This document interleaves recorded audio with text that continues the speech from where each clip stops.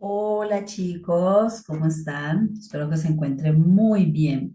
Bienvenidos a este espacio de las letras. Hoy vamos a hablar de literatura, específicamente de un libro muy importante dentro de la literatura colombiana y latinoamericana, que es La increíble y triste historia de la Cándida Heréndida y su abuela desalmada.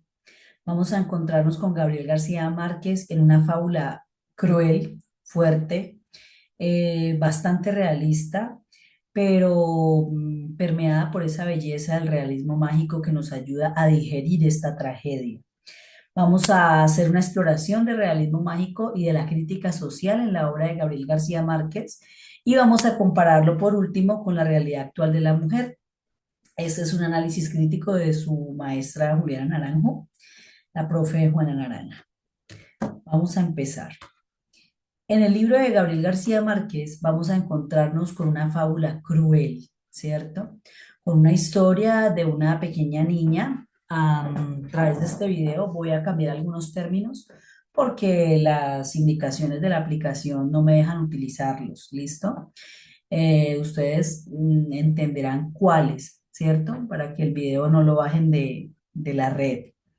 Nos vamos a encontrar con la fábula cruel de una niña pequeña cuya abuela somete y maltrata de una de las maneras más tristes y denigrantes para una mujer, ¿cierto? Nos vamos a encontrar con de las cosas más oscuras que pueden haber, que es el sometimiento de una mujer por otra mujer. Y no solo por otra mujer, sino por una de las mujeres que debiesen de ser su apoyo, su base, su ayuda, su comprensión, su familia, tal y como es la figura de la abuela. Gabriel García Márquez en sus obras suele utilizar un estilo de crueldad maravilloso, que es que las figuras que más pueden transmitirnos amor, ternura, protección, como la figura de una abuela, se transforma en una pesadilla total, como la abuela de esta Cándida Heréndida que la maltrata, que la explota, ¿cierto? Que hace uso de ella para usufructuar el maltrato de esta, ¿cierto? Entonces vamos a tener una narrativa que combina el realismo mágico. Ya hemos visto en el boom latinoamericano las características del realismo mágico, que es esta narrativa llena de metáforas, de exageraciones, de hipérboles dentro de la vida cotidiana. Entonces vamos a tener, por ejemplo, una vela que con una caidita y un viento que se acerca es capaz de incendiar toda una casa, ¿cierto? Con una pequeña ráfaga se incendia todo un rancho, esta exageración de Gabriel García Márquez que parte de un hecho real, pero que se vuelve una hipérbole narrativa, que para nosotros los colombianos puede ser muy real, porque nosotros vivimos en un país de hipérboles, donde todo el tiempo estamos viendo situaciones demasiado fuertes, muy difíciles de digerir, pero que son reales. Entonces, este panorama cruel, despiadado, triste de la Cándida Heréndida se da en un desierto, en unos paisajes desérticos como los de La Guajira, donde esta niña muy pequeña es obligada por su abuela a pagarle una tragedia que ocurre de la nada, como es que se les incendió el rancho cuando ella, del cansancio, porque además la abuela la utilizaba para hacer todas las labores del hogar, deja caer una vela y el rancho se incendia, ¿cierto? Vamos a tener entonces una pérdida de la inocencia muy temprana de este personaje, un abuso muy fuerte de esta criatura por parte de su abuela y vamos a tener una crítica hacia el sometimiento femenino, ¿cierto? Tan presente hasta la fecha actual. Vamos a observar de cerca la miseria económica que se vive también en los hogares colombianos, en los hogares latinoamericanos, y vamos a observar también de antemano lo extraordinario que se entrelaza con lo cotidiano para intensificar la denuncia social. Esa es la belleza y la grandeza de Gabriel García Márquez desde su realismo mágico. El contexto histórico y biográfico de esta obra va a estar en el boom latinoamericano. El boom latinoamericano surge entre 1960 y los 70. Acordémonos con diversos autores tales como Gabriel García Márquez con Cien años de soledad, Carlos Fuentes con la novela Aura, Mario Vargas Llosa con La ciudad y los perros, ¿cierto? Y también vamos a tener exponentes como Julio Cortázar, que saca Rayuela en Argentina, y la literatura latinoamericana hace un boom, hace una explosión, se vuelve famosa, se vuelve tema internacional. Los ojos internacionales por primera vez observan nuestras letras. En este contexto surgen las obras de Gabriel García Márquez, ¿cierto? Márquez se consolida con Cien años de soledad y consolida allí el realismo mágico, y de esta corriente del realismo mágico vienen obras muy interesantes como La Cándida Herendia y otras que nos van a acompañar del Nobel. Los elementos más importantes dentro de la obra, una de las cosas que más nos regala la obra, son esos elementos metafóricos donde vamos a ver distintas representaciones.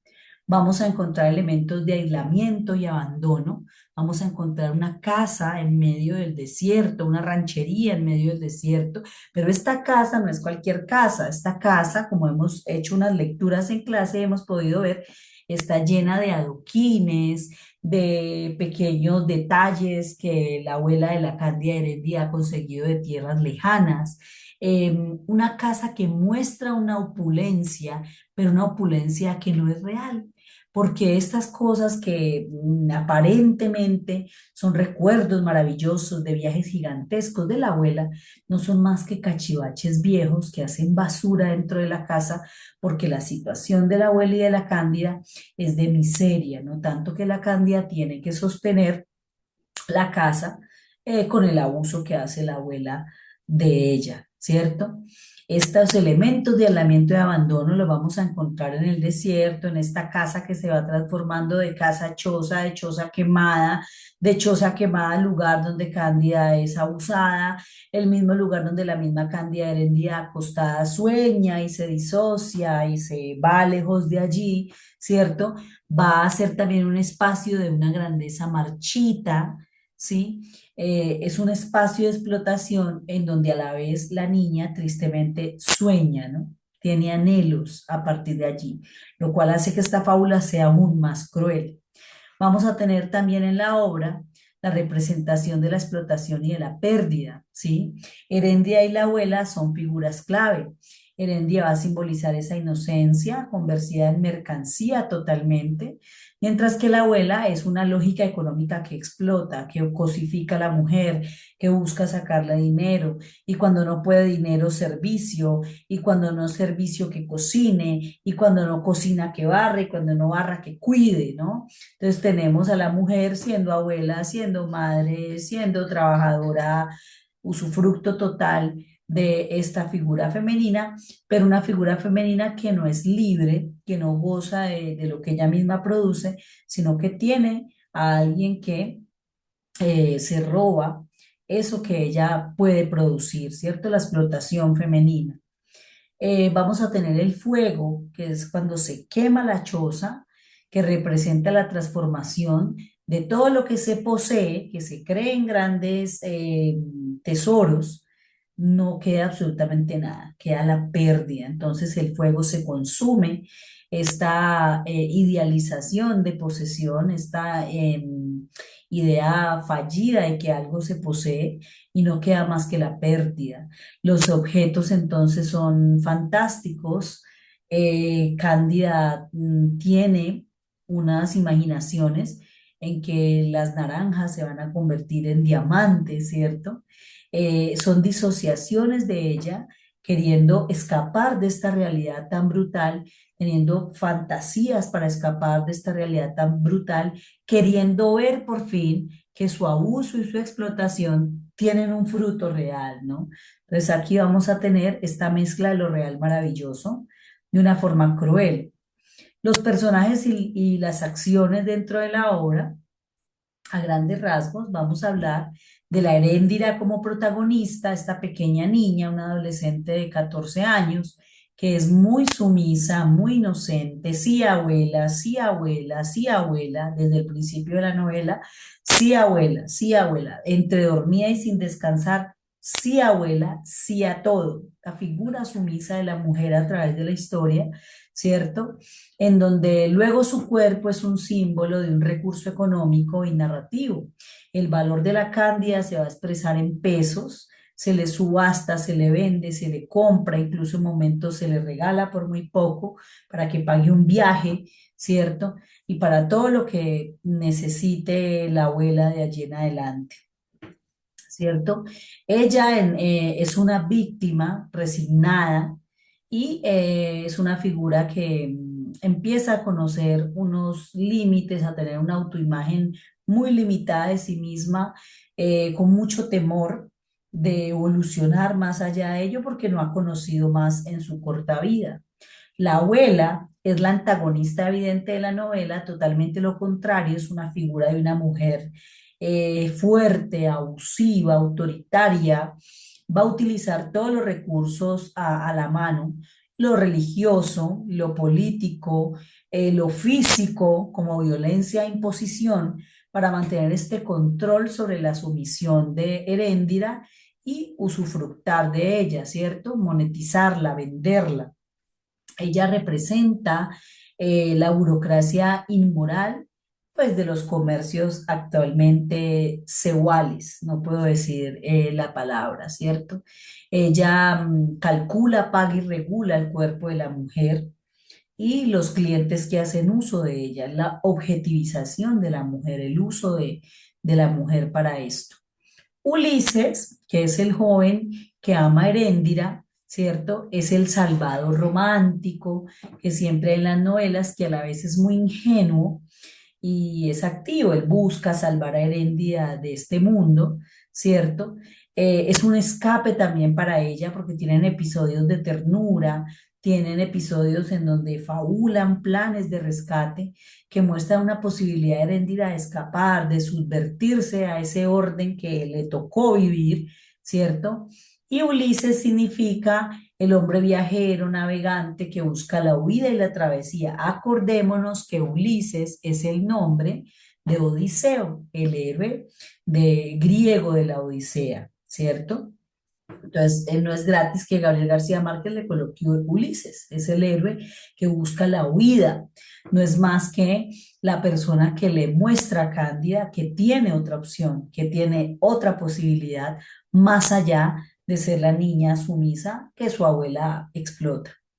Los personajes secundarios, vamos a tener muchos personajes secundarios que están detrás de comprar ese usufructo de la cándida, ¿cierto? De comprar este cuerpo, de comprar esta explotación que hace la abuela de ella.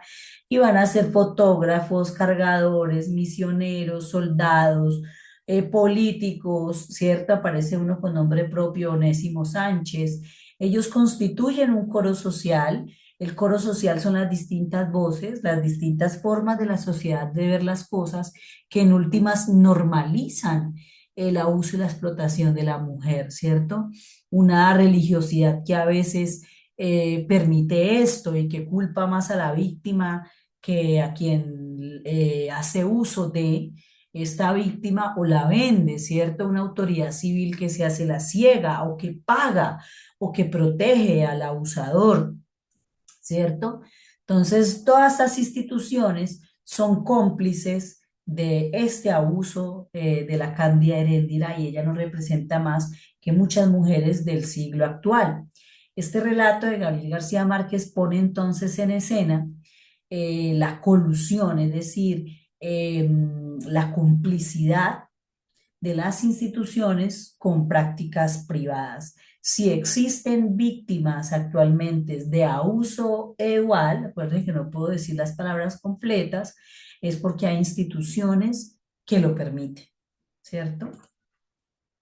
Bueno. La evolución de Heréndira, muy importante, vamos a tener que ser una niña, una adolescente sumisa de 14 años, que empieza como una víctima resignada de su situación, tiene pues una pequeña evolución, ella tiene brotes de resistencia, ella se resiste a lo que le pasa. Una de las primeras formas de resistirse es disociarse, irse de ahí cuando están ocurriendo los abusos ponerse a fabular otras cosas mientras ocurren los abusos y empieza a conocerse a sí misma y a entender hasta dónde puede soportar. Entonces ella tiene una lucha contra la opresión, pero no puede hacer mucho porque desde su papel de víctima hay otro que ejerce un poder sobre ella, pero logra poner un paro y decir no más, ¿cierto? No más, me paro hasta acá. Va a representar la lucha de las víctimas en distintos contextos del mundo que están en explotación, especialmente de las mujeres, ¿no? Vamos a tener unas figuras y recursos literarios en la obra bastante importantes de analizar. Obviamente, Gabriel García Márquez utiliza el realismo mágico, donde entrelaza lo extraordinario con lo cotidiano. Entonces nos permite hacer una interpretación de la realidad social desde una forma crítica y poética, muy bello, lleno de metáforas.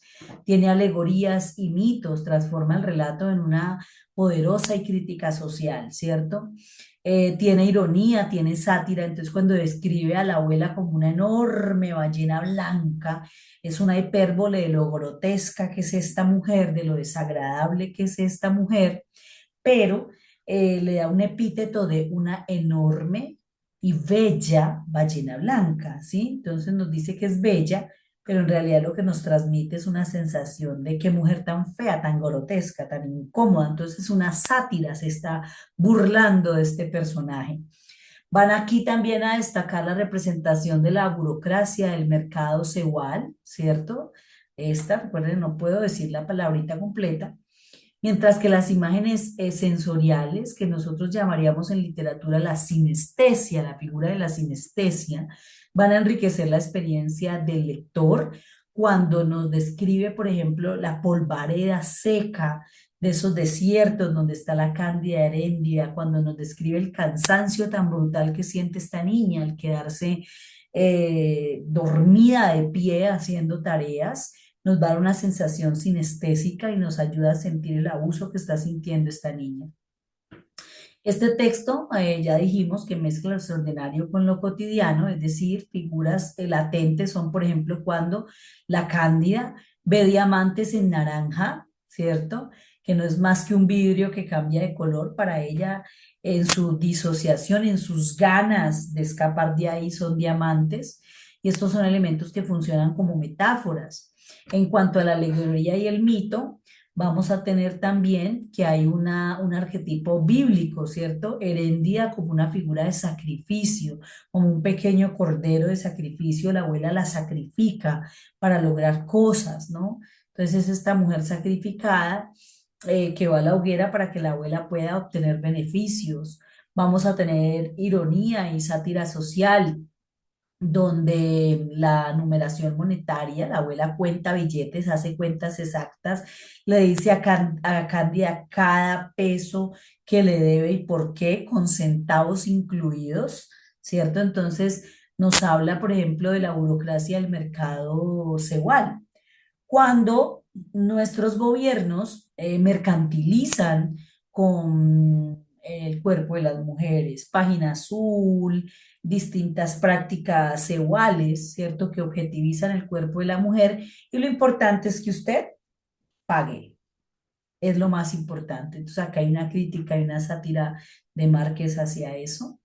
Las imágenes sensoriales y sinestesia, ya lo habíamos dicho, utiliza imágenes muy visuales, muy olfativas, el polvo del desierto, los perfumes que hay en la carpa, el color naranja, donde eso nos ayuda a densificar la experiencia y a convertir el mismo paisaje en un personaje. El desierto en la obra aparece casi que como un personaje por las descripciones que hace Gabriel García Márquez tan vívidas.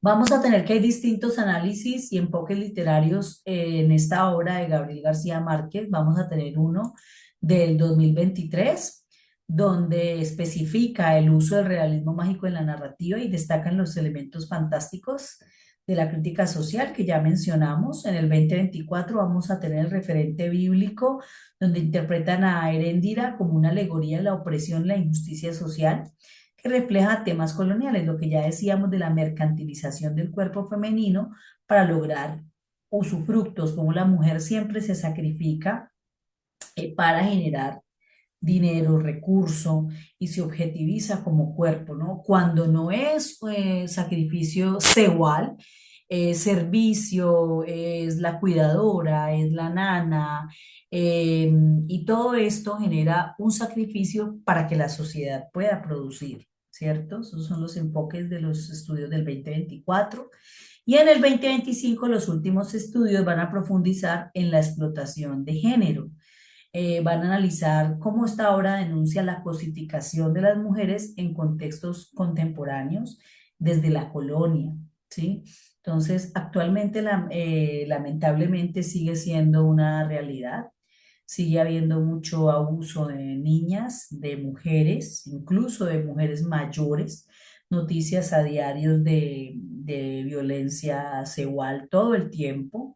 ¿Cierto? Entonces, es un tema importante, es un tema contemporáneo, es un tema a discutir, muy importante. Vamos a tener una experimentación narrativa en este cuento, vamos a ver que se refleja la experimentación del boom, vamos a ver muchas metáforas, vamos a ver muchos elementos mágicos que se sobreexageran con la cotidianidad, ¿cierto? Vamos a ver una cruda narrativa de Gabriel García Márquez acompañada de alegorías, metáforas y cosas bellas que suavizan esta fábula cruel, como lo dijimos al principio. Vamos a ver el tema de la exploración femenina en la obra, ¿cierto? Gabriel García Márquez es crítico totalmente de esto, ¿sí? Esta historia es muestra de ello y lo expone de una manera clara, contundente, de frente, con nombres y apellidos. Entonces es un aporte muy importante para nosotras las mujeres, esta obra del autor. La realidad actual de las mujeres comparado con la obra es que a pesar de avances en derechos y protección, muchos avances en derecho y protección de la mujer desde el periodo de la colonia hasta la actualidad, la realidad es que cerca de una de cada tres mujeres experimenta violencia física y sexual, ¿cierto? A lo largo de su vida. Y este índice sigue creciendo y no para y no cambia, ¿cierto? Todavía seguimos con los chistes misóginos, con las burlas, con los comentarios vulgares y sexuales, con los piropos en la calle, ¿cierto? Con la cosificación de la mujer.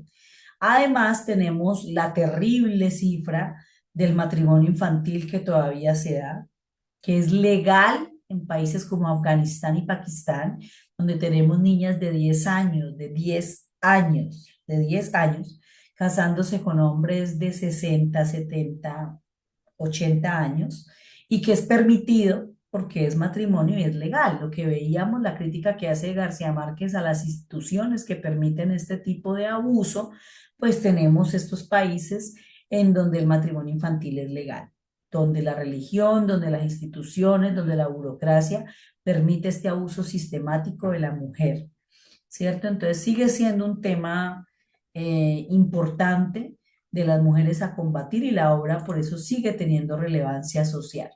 Conclusiones sobre el libro, chicos. Esta obra no solamente va a narrar la triste y cruel historia de Heréndira, sino que se erige como una crítica profunda a estas estructuras de las que ya hablamos, donde se discute el tema para que no siga ocurriendo, para que nosotros desde nuestro hacer siempre pensemos en el respeto hacia la mujer, hacia su tarea, hacia lo que hace, hacia el cuerpo femenino, hacia lo que representa ser mujer. Entonces, Gabriel García Márquez ilumina la realidad de la explotación femenina y hace eco de las problemáticas que siguen persistiendo en el contexto actual. Estas son las referencias y fuentes académicas que les mencioné ahorita, ¿cierto? La obra primaria es la de Gabriel García Márquez, publicada en 1972, y es el texto fundamental sobre el que trató esta presentación. El artículo académico donde habla sobre la referencia bíblica de la Cándida Heredia como un cordero de sacrificio para el beneficio de la abuela es el de Penuel 2024. Y una fuente internacional donde hablamos de las cifras de las niñas que actualmente siguen sufriendo este tipo de explotación es de la Organización Mundial de la Salud del 2023. ¿Listo? Fue un placer haber compartido con ustedes este momento literario. Muchísimas gracias.